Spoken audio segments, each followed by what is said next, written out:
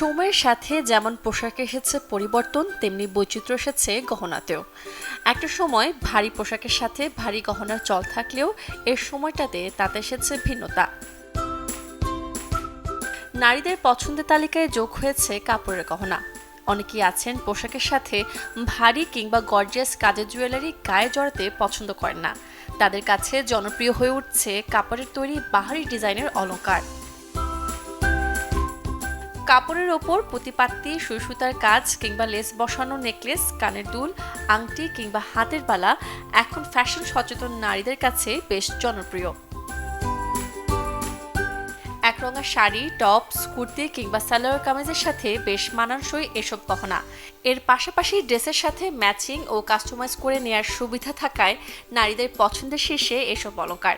আর দামটা 200 টাকা থেকে শুরু করে হাজারের মধ্যে। অন্য গয়নার তুলনায় কাপড়ের গহনা নষ্ট হয় তাড়াতাড়ি। সঠিকভাবে যত্ন না নিলে রং ফ্যাকাশে হয়ে যাওয়া, সুতা উঠে আসা, দাগ কিংবা সহজেই ময়লা হওয়ার মতো সমস্যা দেখা দিতে পারে। এক্ষেত্রে গহনা কেনার ক্ষেত্রে কাজের ফিনিশিং দেখে নেওয়াই ভালো। Desk report, channel 24।